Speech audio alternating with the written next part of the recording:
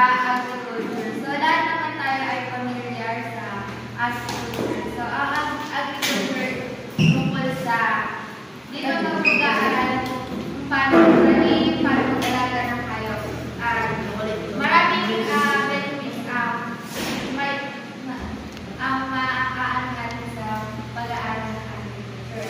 So, ano nga ba yung mga benefits sa buhay natin? So, sa pagtatanim ng halaman, so, pag marami tayong may tanim, maraming maaani, so marami tayong may stock. So, hindi lang, sa agriculture kasi, hindi lang siya basta para natutunan tayo kung paano mag-business. So, kapag marami tayong tinanim, hindi lang tayo yung mabubuhay, hindi na lang tayo nangingigaan sa iba, hindi babahagi sa iba sa pagkakas na natin.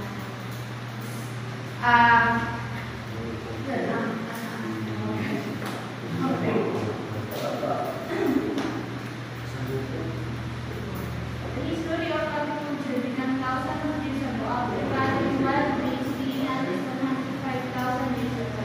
Massive farmers began to plant around 11,500 years ago. Pigs, sheep, and cattle were domesticated over 10,000 years ago. So, dati diba, wala pa namang grocery sa mga farm dati. Yung pinakakukulan ng mga pagkain ng mga tao ay sa paghahanap ng mga animals sa pagkakuha ng mga wildlife sa mga forest. Yung pangunahin lang pinakukunan ng pagkain. So, 11,500 years ago, 8,500 BC, doon nag-start yung nakatutunan yung mga farmers sa mga tao na magtalim-talim ng mga halaman, tapos alaga ng mga hayop. Yung pinakukunan nila ng sarili nila ng pagkain, hindi na sila pag-hihirap ng pagkain.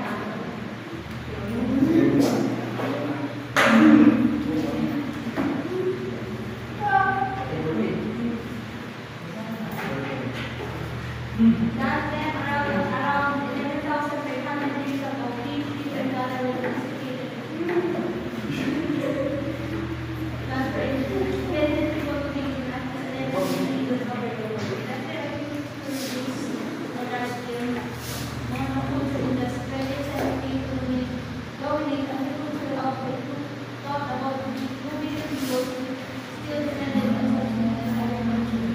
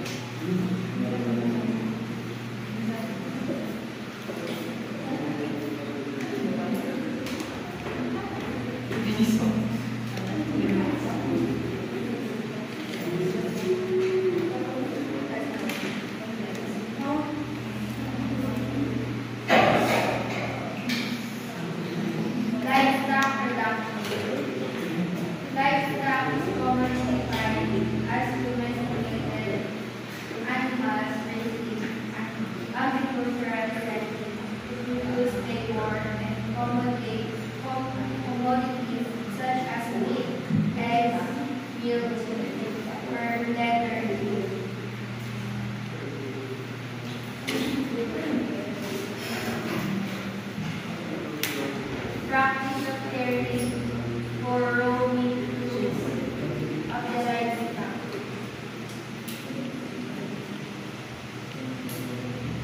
Our large area because domesticated animals raised food used for agriculture purposes.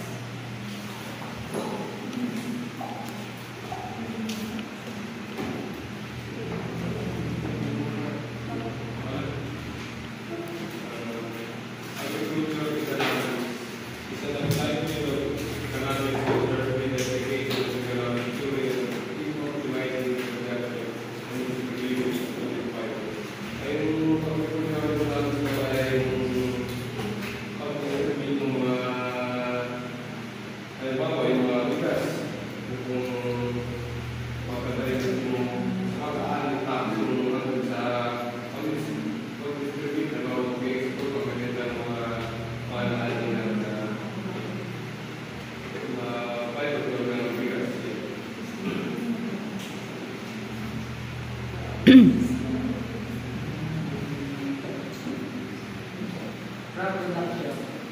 Irrigated farm areas mainly grow rice and sugarcane. Spraying areas are planted with coconuts or cassava. The 15 major agricultural strata included rice, coconut, corn, sugarcane, bananas, pineapple, and tomatoes. Sabi ko, dalawang major crops at the Philippines, yung irrigated areas. Yung kung saan yung, kailangan ng water supply, yung rice and sugarcane. Tapos yung naman nagre-rely sa rainfall, yung sa ulan, coconut, corn, at cassava. Tapos sabi dito, yung yung top agricultural products, yung rice, coconut, corn, sugarcane, bananas, pineapple, at tomatoes. Tapos din dito yung regional variations sa Luzon ay yung rice, corn, at sugarcane. Sa Visayas naman yung coconut, bananas, pineapple. Tapos Mindanao, mangoes, pineapple, and bananas. Tapos ang yung Philippines is among the world top produce of coconut, pineapples, and bananas.